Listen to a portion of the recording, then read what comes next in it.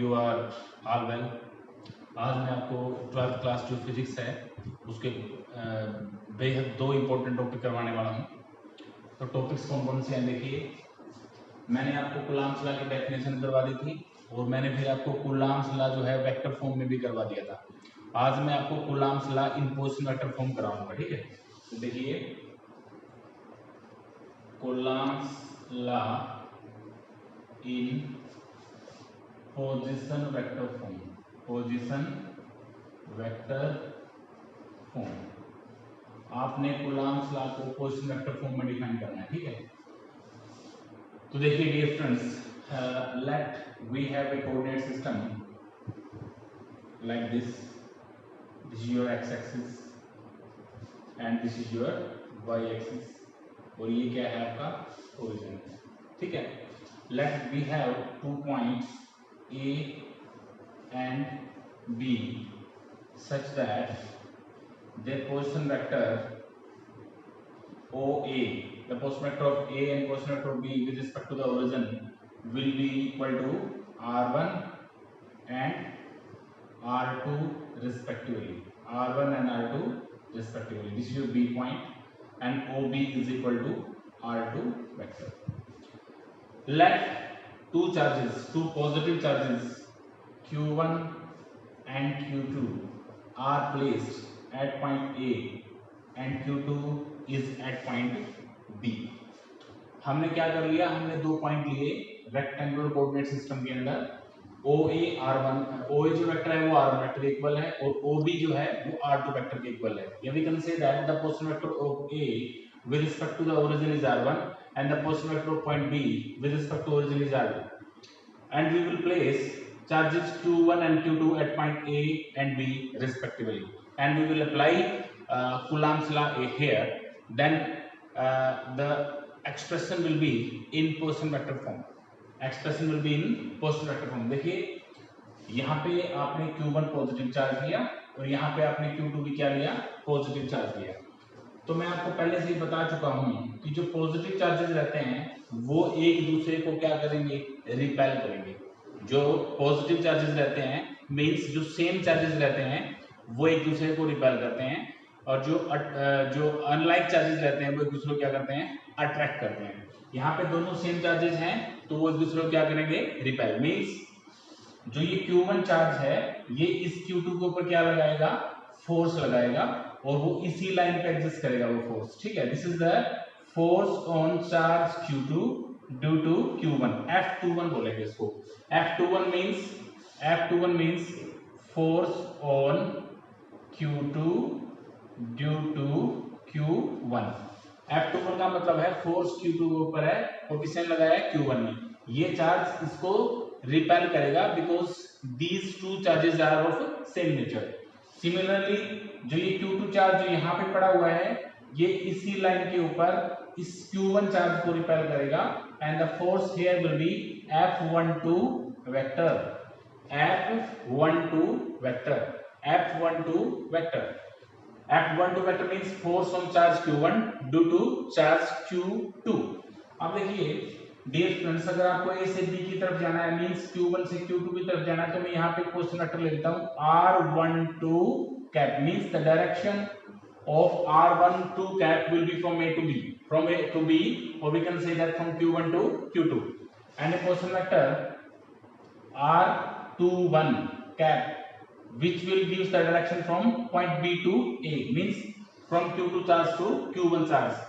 R12 cap जो position vector है, sorry unit vector है, वो Q1 से Q2 की तरफ है, और जो B से A की तरफ है वो क्या है, R21 कैप वेक्टर है, R21 कैप वेक्टर है। And we know that the distance between A and B is AB. We can say it AB. So now we have to find out force.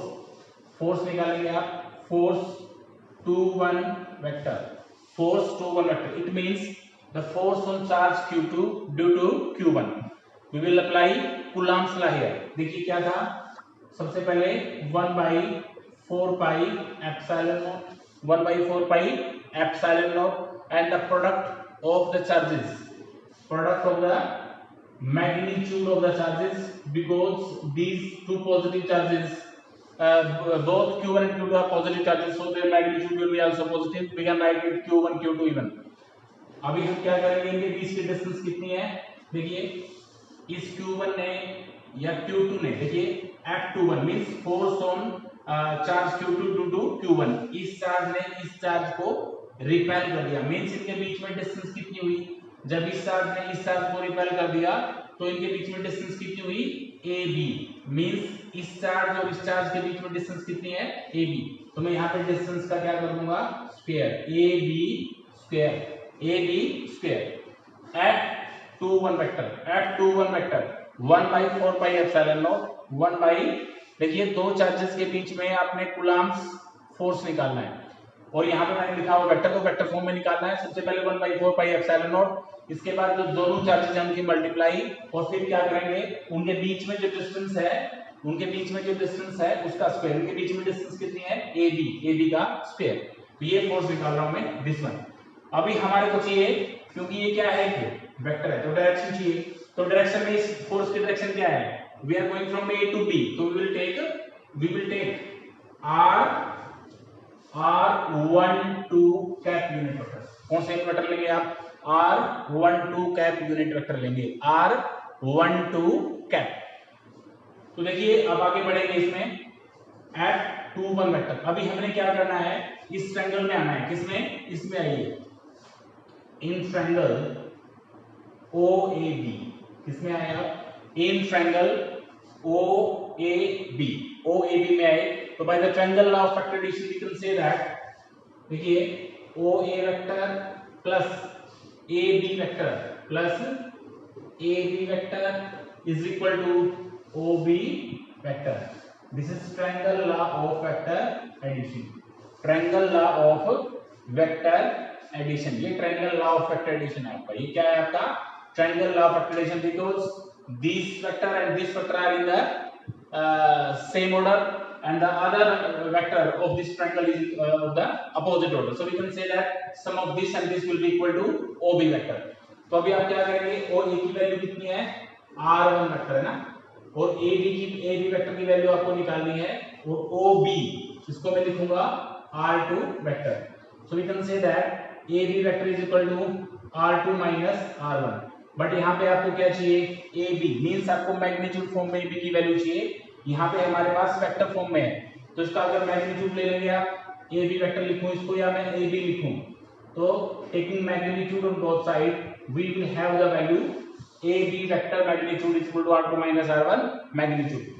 so place this value here, F21 vector is equal to 1 by 4 pi epsilon naught Q1 vector Q2 vector by AB square means R2 vector minus R1 vector, और उसका मैं क्या कर दूंगा यहाँ पे square, क्योंकि ये डिस्टेंस थी केवल, तो यहाँ पे AB वेक्टर ये था मैग्नीट्यूड फॉर्म में, तो AB आ जाएगी, तो उसका स्क्वायर करूंगा तो ये आ जाएगा, ठीक है। इसके बाद आप आ जाएंगे यहाँ पे, what is this, R12 cap vector, R12 cap जो वेक्टर है, इसको आप कैसे तोड़ सकते हैं, देखिए what is this, this is R12 vector by R12, देखिए यूनिट वेक्टर क्या होता है, unit vector A vector divided by its magnitude, a vector divided by it's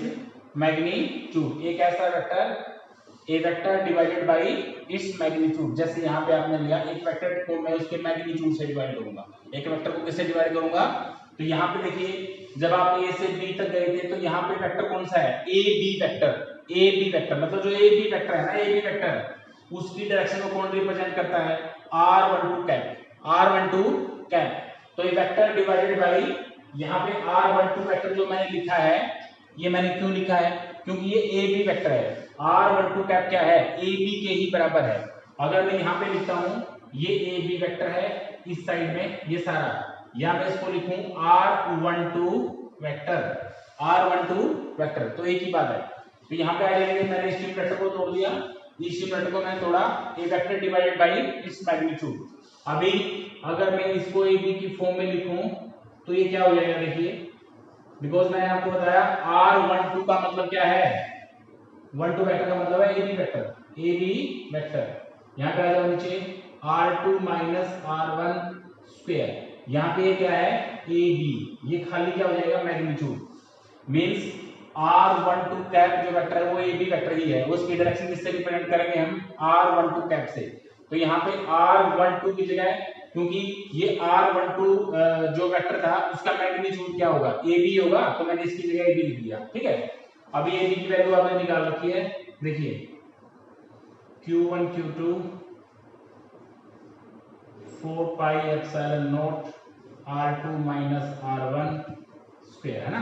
तो ये A B vector, A B vector की वैल्यू मैंने निकाल रखी है, देखिए ए बी वेक्टर की value this one is r2 minus r1, ये मैंने वेक्टर की वैल्यू ब्रैकेट लगाएंगे, यहाँ पे मैग्नीट्यूड नहीं लिखेंगे, ठीक है।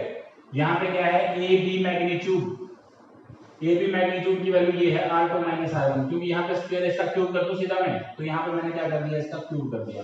तो ये आपके पास क्या आया, ये क्या आया आपका, ये आपका आया क्या F21, the force on charge Q2 due to Q1, due to Q1 1 by 4 pi epsilon naught Q1 Q2 R2 minus R1 cube R2 minus R1 cube।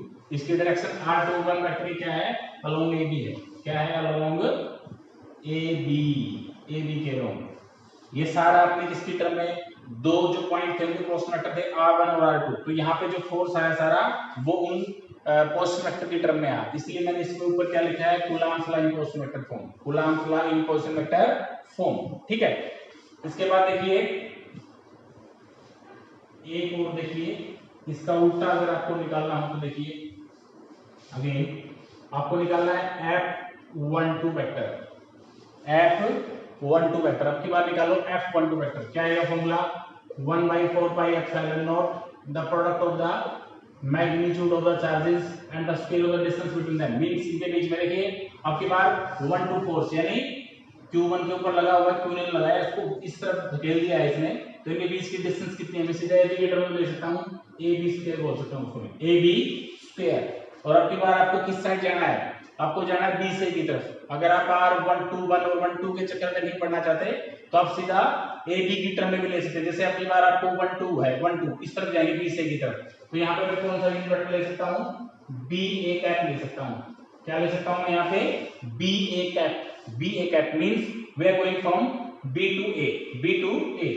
अब इसको खोलिए 1 by 4 pi epsilon naught Q1 magnitude Q2 magnitude, ये B square, इसको खोलिए आप, this is B A, what is this, देखिए यहाँ पे देखिए जो डिस्टेंस है किसके बीच में, इसके बीच में और इसके बीच में, मैं क्या ले सकता हूँ ए बी भी ले सकता हूँ या बी ए ले सकता हूँ, कोई फर्क नहीं पड़ता, ए बी और बी ए में तो कोई फर्क नहीं, डिस्टेंस में तो या तो आप ए से बी की तरफ जाएं या बी से ए की तरफ जाएं, तो यहाँ पे ए बी की जगह बी ए लिख दूं कोई फर्क नहीं पड़ेगा, इससे सिमेट्री आ जाएगी आपके एक्सप्रेशन में। देखिए बी ए स्क्वायर बी ए, क्योंकि अब की बार आप बी से की तरफ गए इसलिए मैंने डिस्टेंस क्या ले ली, बी ए ले लो, ये ले की बात है, लेकिन फायदा क्या होगा ऐसे, जैसे बी ए कैप है, ये क्या है b a cap, b a cap को कैसे बोलेंगे आप, यूनिट वेक्टर को a vector divided by its magnitude, a vector divided by its magnitude, okay 1 by 4 pi epsilon naught Q1 Q2 b A vector, है ना, और ये कितना हो जाएगा नीचे बी ए क्यूब हो जाएगा स्क्वायर, और ये 1 और बी ए क्यूब हो जाएगा, कितना हो जाएगा बी ए क्यूब। हमने पहले ट्रायंगल और रेडियस के ऊपर लगाया था, आपको याद होगा o a vector plus a B vector is equal to क्या था o b vector by triangle of radiation. तो ए बी की वैल्यू हमारे पास कितनी आई थी ओ बी माइनस ओ ए, तो बी ए की वैल्यू कितनी आ जाएगी, नेगेटिव ले लेंगे इसका, ओ ए पहले आ जाएगा और ओ बी क्या आ जाएगा बाद में। ओ ए की वैल्यू कितनी है हमारे पास R1 वेक्टर, है ना, और ओ बी की वैल्यू हमारे पास कितनी है R2 vector, so we can say that B A vector की वैल्यू हमारे पास आई ये, और अगर आप इसको मैग्नीट्यूड फॉर्म में लेना चाहते हैं तो फिर इसकी वैल्यू कितनी आ जाएगी, देखिए बी ए मैग्नीट्यूड या बी ए, तो इस साइड में इसका क्या ले लेंगे आप, इसका ले लेंगे मैग्नीट्यूड, ठीक है। अभी आप वापस यहाँ पे आ जाइए, तो F12 जो वेक्टर है वो क्या आएगा 1 by 4 pi epsilon naught Q1 magnitude Q2 magnitude, यहाँ पे देखिए बी ए वेक्टर की वैल्यू रखो, यहाँ पे कितनी है R1 माइनस R2, यहाँ पे आप ब्रैकेट लगाएंगे ना कि मैग्नीट्यूड का निशान, क्योंकि ये वेक्टर है, ठीक है। नीचे आ जाओ बी ए, किसकी वैल्यू निकालनी है बी ए मैग्नीट्यूड, क्या वैल्यू है इसकी R1 माइनस R2। अभी इसकी पावर कितनी है, ये तो मैंने 9 वैल्यू, इसकी पावर कितनी है 3 है, तो ये किसकी वैल्यू आई हमारे पास F12 वेक्टर की वैल्यू आई। ये जो दोनों एक्सप्रेशन मैंने करवाए दोनों फोर्सेस के, ये किस में थे आपके पोर्शन वेक्टर की फॉर्म में थे। किस में थे ये पोर्शन वेक्टर की फॉर्म में, बिल्कुल इजी फॉर्म में।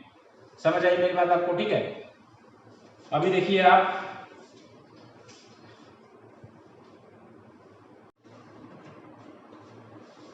तो स्टूडेंट्स देखिए दूसरा टॉपिक आज का वो है आपका superposition principal.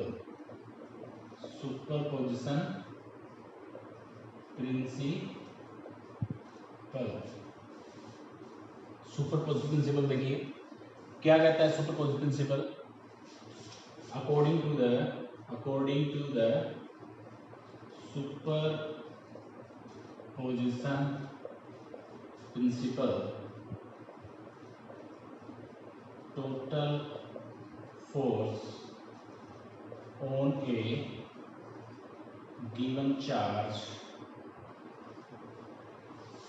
due to other charges is algebraic sum of all the forces exerted on given charge by other charges। देखिए क्या बोल रहा हूं मैं, जो सुपरपोजिशन प्रिंसिपल है वो हमें क्या बताता है। देखिए सुपरपोजिशन प्रिंसिपल, जो सुपरपोजिशन प्रिंसिपल है वो ये हमें बताता है कि जो किसी भी एक गिवन चार्ज अगर दे रखा है उसके चारों ओर और बहुत सारे चार्ज दे रखे हैं, तो उसके ऊपर जो टोटल फोर्स लगेगा ना गिवन चार्ज के ऊपर due to any other charges present surrounding it, तो जो टोटल फोर्स लगेगा वो उन सभी का अलजेब्रिक फोर्स होगा, उन सभी फोर्सेस का अलजेब्रिक फोर्सेस होगा जो इंडिविजुअली उन सभी ने उस दिए हुए चार्ज के ऊपर लगाया है। ठीक है, क्या बोल रहा है ये कि बहुत सारे चार्ज प्रेजेंट हैं, एक बीच में गिवन चार्ज दे रखा है, गिवन चार्ज जिसको हम सपोज कर लेंगे, तो सारे के सारे जो दूसरे चार्ज हैं उस दिए गए चार्ज के ऊपर फोर्स लगाएंगे। उन सारे फोर्सेस को अगर जोड़ देंगे हम तो हमारे पास टोटल फोर्स आ जाएगा उस गिवन चार्ज के ऊपर due to all other charge present there surrounding the given charge, look at view, let this is the rectangular coordinate system again, x and this is y and this is your origin, suppose q naught is your test charge, and means given charge जिसके ऊपर you have to find out the total force, and the position vector of q naught charge is r naught position vector, here presents q1 charge such that the position vector of q1 is o a मान लिया मैंने, इसको मान लूंगा मैं r1 और इसको मैं मान लूंगा क्या p पॉइंट मान लिया मैंने इसको, क्या मान लिया मैंने इसको p पॉइंट। इसके बाद यहाँ पे पड़ा हुआ है charge q2 charge such that the position vector of this q2 charge is r2 vector. फिर यहाँ पे कोई पड़ा हुआ है कौन सा चार्ज q3 चार्ज, कौन सा charge such that the position vector of q3 charge is r3 vector and similarly यहाँ पे मान लिया कोई फोर्स पड़ा हुआ है जिसको मैं क्या मान लेता हूँ एट लास्ट q1 चार्ज, क्या मान लेता हूँ q1 charge such that the position vector of this q1 charge is rn position vector. देखिए क्या है यहाँ पे एक आपका क्या है this is your q note, यहाँ पे एक टेस्ट चार्ज है q नोट, ये गिवन चार्ज इसको मान लेते हैं और उसके चारों बहुत सारे चार्ज है, जैसे q1 यहाँ पे पड़ा हुआ है, q2 यहाँ पे पड़ा हुआ है, q3 यहाँ पे, q1 यहाँ पे, इसको चारों ओर से ना चार्जेस ने घेर रखा है। ठीक है, तो हमने क्या करना है इस q नोट चार्ज के ऊपर q1 ने कितना फोर्स लगाया, q2 ने कितना लगाया, q3 ने कितना लगाया, q4 ने, q5 ने कितना लगाया, एट लास्ट q1 ने कितना लगाया, वो सारे फोर्स निकालने हैं आपने। और अगर आप उन सभी को जोड़ देंगे तो इसके ऊपर क्या आ जाएगा टोटल फोर्स आ जाएगा। मींस जो टोटल फोर्स है किसके ऊपर on the charge q naught will be equal to F01 charge means charge force on charge Q naught due to Q1, फिर force on charge Q naught due to Q2, फिर Q3, है ना, ऐसे करके, और एट लास्ट कितना आ जाएगा F0n। तो ये आपका सुपरपोजिशन प्रिंसिपल है।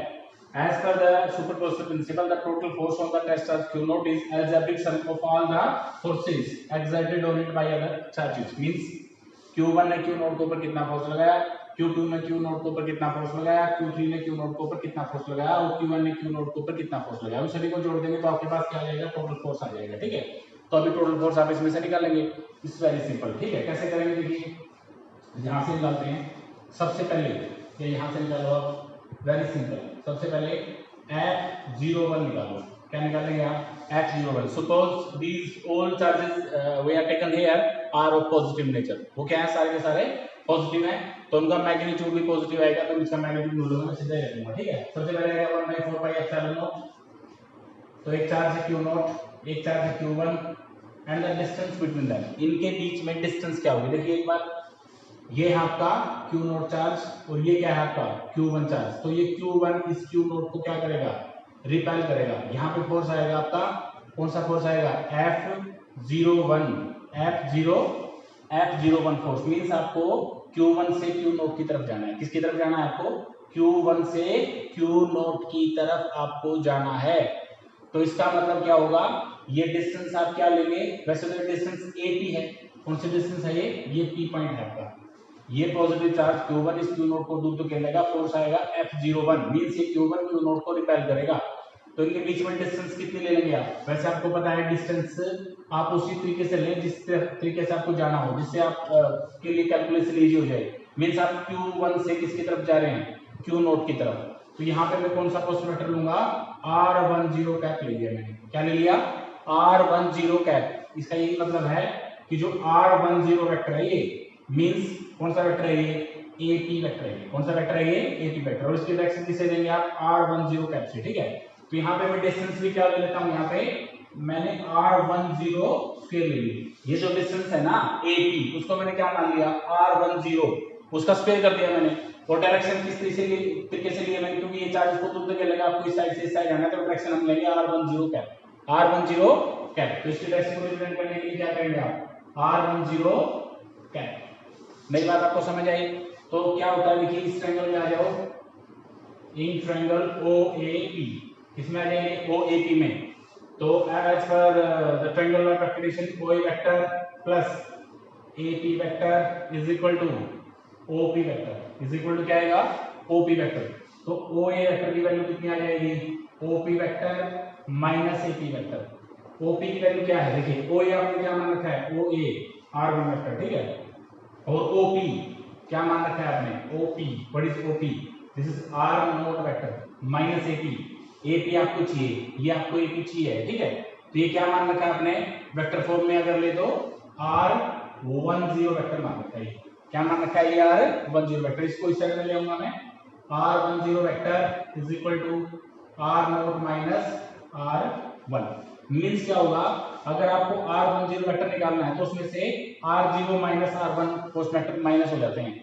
सिमिलरली अगर आपको R20 निकालना है तो R0 माइनस R2 हो जाएगा। इसको याद रखना है आपने। ठीक है, अगर आपको ये तो वेक्टर फॉर्म में, अगर आपको मैग्नीट्यूड फॉर्म में चाहिए R10, इसका मैग्नीट्यूड ले लेंगे आप, R10 हो जाएगी, और इसमें इसके ऊपर आप मैग्नीट्यूड का निशान जो है लगा देंगे, R0 minus R1, R0 minus R1। तो हमारे पास किसकी वैल्यू आई है, आप F01 is equal to 1/4 pi epsilon naught Q0 Q1 R10 cap, a vector divided by its magnitude, और इसका मैग्नीट्यूड है R10, दो ये हैं, 3 कर दो सीधा, R10 क्यूब कर दिया मैंने। ठीक है, इन सभी की वैल्यू है आपके पास Q not Q1, R10 vector की वैल्यू निकाल रखी है आपने, R0 माइनस R1। वेक्टर लगाना है आपने, वेक्टर है तो ब्रैकेट लगाएंगे आप, ना कि मैग्नीट्यूड। ठीक है, यहाँ पे ये डिस्टेंस है, मैग्नीट्यूड है उसका क्यूब, मैग्नीट्यूड आपने निकाल रखा है ये R0 माइनस R1, मैग्नीट्यूड इसका क्या हो जाएगा, क्यूब हो जाएगा। मेरी बात आपको समझ आई। सिमिलरली आप क्या निकाल सकते हैं, जैसे आप निकालो F02 निकालो। क्या निकालेंगे, F02, देखो कहाँ है 2, this is your Q2 and this is your Q1, इनको ज्वाइन करिए ये पॉजिटिव Q2 चार्ज इस Q1 को दूर तक लेगा तो फोर्स F02 इस डायरेक्शन में आएगा। Means we have to come from Q2 to Q0 की तरफ आपको आना पड़ेगा। निकालो 1/4 पाई एप्सिलॉन नॉट मल्टीप्लाई करो Q0 Q2 by the distance between them. इनके बीच में डिस्टेंस क्या है Q2 और Q0 के बीच में, इसको मैं C पॉइंट मान सकता हूं। वैसे तो इनके बीच में डिस्टेंस है CP, जिस दिशा में जाए वही मान लो आप, ठीक है। जैसे आपको जाना है Q2 से Q0 की तरफ, तो मैं इसको क्या मान लूंगा R20, ये डिस्टेंस मान लिया मैंने, उसका क्या कर देंगे स्क्वायर, क्योंकि यूनिट वेक्टर की दिशा में क्या लेंगे आप R20 कैप लेंगे आप, क्योंकि आप Q2 से Q1 की तरफ गए हैं। जस्ट ये स्पेसिफाई करता है और कुछ नहीं है, मतलब ये CP वेक्टर ही है। CP वेक्टर बोलो या फिर R20 वेक्टर बोलो, ठीक है। इसको फिर तोड़ सकते हैं आप ऐसे ही 1/4 pi epsilon naught Q0 Q2 R। अभी देखिए ये यूनिट वेक्टर है, ये vector divided by its magnitude, this is R20 cap means R20 vector. और यहां पे मैं इसका क्या कर देता हूं, दो पहले था, एक यहां से आ जाएगा, क्यूब हो जाएगा, ठीक है। R20 की वैल्यू जैसे मैंने आपको बताया था, ये आप ले भी सकते हैं, ट्रायंगल भी बन जाएगा। देखो ये क्या है आपका, this is your R0 vector, और ये क्या है आपका R2 वेक्टर, और ये जो है ये जो वेक्टर है ये वेक्टर कौन सा है आपका Q0 से Q2 की तरफ गए हैं आप, ठीक है। मींस इसमें देखिए क्या होगा, एक मैं यहाँ पे आसान करके दिखाता हूँ आपको, एक और OP vector plus PC vector is equal to OC vector. देखिए OP वेक्टर कितना है, OP R0, और PC का क्या मतलब है, यहाँ पे है R02 वेक्टर लिख सकता हूँ मैं, क्योंकि 0 से 2 की तरफ जाऊंगा मैं, R02 वेक्टर लिख दिया मैंने इसके लिए, ठीक है। और OC R2 वेक्टर, कौन सा वेक्टर R2 वेक्टर। मेरी बात आपको समझ आई। लेकिन आपको 02 वेक्टर नहीं चाहिए, आपको कौन सा वेक्टर चाहिए, आपको जाना है 2 से C की तरफ, 2 से 0 की तरफ, 2 से किसकी तरफ 0 की तरफ। तो मैं क्या करूंगा, सबसे पहले R02 वेक्टर की वैल्यू निकालूंगा मैं, ये आएगी R2 माइनस R0। लेकिन अगर आपको R20 उल्ट देता हूं मैं इसको, तो ये पॉजिटिव हो जाएगा आपका। ये देखिए आप सभी को समझ में आ गई, R0 क्यों, ये वेक्टर प्लस ये वेक्टर। अगर आपको इस साइड से इस साइड की तरफ जाना है, मींस आप 0 से किसकी तरफ गए 2 की तरफ गए, किसकी तरफ गए 0 की तरफ, 0 से 2 की तरफ। और ये R2 है आपका, ये क्या है आपका R2। तो यहाँ पे मैंने इसकी वैल्यू होगी, क्योंकि ये 0 से 2 की तरफ आप गए हो, ठीक है। तो अब आगे चलो आप, R02 की वैल्यू आपकी कितनी आई, R2 माइनस R0, ये 0 से 2 की तरफ गए। अगर मैं इसका नेगेटिव वेक्टर ले लूं, मींस 20 वेक्टर ले लूं, तो ये क्या हो जाएगा फिर R0 माइनस R2 हो जाएगा, R0 माइनस R2। जैसे मैंने आपको यहाँ बताया था, R10 की वैल्यू होगी 0 माइनस R1 वेक्टर कर देना, ऐसे जब R20 आया R0 माइनस R2 आ गया, ठीक है। तो मैं सीधा यहाँ पे लिख देता हूँ, देखिए 1/4 pi epsilon naught Q0 Q2 by यहाँ पे R20, मतलब मैंने आपको बताया था जैसे 20 निकालना आपने, 0 में से लास्ट वाले में से एक घटाते हैं, यानी आ जाएगा R0 minus R2 vector, magnitude लगा देना, सॉरी वेक्टर लगा देना। यहाँ पे ये मैग्नीट्यूड है, इसकी वैल्यू आएगी R0 माइनस R2, और ये हो जाएगा इसका क्यूब हो जाएगा, ठीक है। F02 वेक्टर की वैल्यू हमारे पास ये ऐसे ही आ जाएगी, ठीक है। इसके बाद आगे देखिए, दो फोर्स मैंने निकाल के दिखा दिया आपको। अब तीसरा फोर्स देखिए, अब तीसरा फोर्स और निकालो, अभी आपको पूरा आइडिया आ गया होगा इसका, ठीक है। देखिए क्या आएगा, F03 वेक्टर निकालो, क्या आएगा 1/4 पाई एप्सिलॉन नॉट Q0 और Q3 की मल्टीप्लाई। देखिए Q3 कहाँ है, दिस योर Q3, और ये क्या है आपका Q0, इसको मिलाइए, लाइन इसी लाइन में फोर्स लगाइए, ये Q3 आपकी बार इस Q0 को भाग कर ले लेगा, F03 फोर्स आ जाएगा इस डायरेक्शन में, ये फोर्स इसको दूर तक ले लेगा इस साइड में, ठीक है। ये फोर्स इसको दूर तक ले लेगा, मींस आप कहां से कहां तक जा रहे हैं, आप जा रहे हैं भैया Q3 से Q0 की तरफ, Q3 से किसकी तरफ Q0 की तरफ, वही डायरेक्शन ले लेंगे। तो मैं इसको R30 मान लेता हूँ, इनके बीच की डिस्टेंस को मैंने क्या मान लिया R3, Q3 और Q0 के बीच की जीरो को मैंने डिस्टेंस को मान लिया मैंने R30, ठीक है। और यूनिट वेक्टर लेंगे R30 कैप। अभी मैंने इसका नोटेशन आपको बता दिया कैसे क्या करना होता है, a vector divided by its magnitude, a vector divided by its magnitude R30 हो जाएगा। ये कितना था, स्क्वायर था यहाँ पे डिस्टेंस का, यहाँ पे डिस्टेंस का स्क्वायर, ये दो और एक कितने हो जाएंगे 3, 1/4 pi epsilon naught Q0 Q not ये हो जाएगा R30 क्यूब और ये R30 कैप हो जाएगा। यहाँ पे F03 की वैल्यू आई है हमारे पास। किसकी वैल्यू आई? F03 की वैल्यू हमारे पास नहीं आ गई। इसके बाद आप क्या करोगे? F0n भी निकाल सकते हो सिमिलरली। ये आपका क्या है? n और ये क्या है? Q not. ये इसको आप इसी लाइन पे खींचेंगे। ये Q नॉट चार्ज भी QL चार्ज भी Q नॉट को रिपेल करेगा। फोर्स F0n जो है वो इस डायरेक्शन में आएगा। मींस QN से किसकी तरफ? QN से किसकी तरफ? Q नॉट की तरफ। ये भी आ जाएगा 1/4 pi epsilon not the multiplication of the charges and the distance between them. मैं लेता हूं QN और Q नॉट के बीच में डिस्टेंस RN0 ले ली मैंने, इसका स्क्वायर, और यहाँ पे उनकी डायरेक्शन को रिप्रेजेंट करने के लिए N0 कैप ले लिया मैंने। ठीक है, तो फिर इस कैप को तोड़ देंगे वेक्टर में 1/4 pi epsilon naught Q0 QN RN0 vector by magnitude इसका आ जाएगा RN0, ये क्यूब हो जाएगा। ठीक है, इसी जोड़ F0n वेक्टर, ये आपका F0n वेक्टर। ठीक है, ये सारे वेक्टर आपने निकाल दिए, ये सारे वेक्टर आपने निकाल दिए।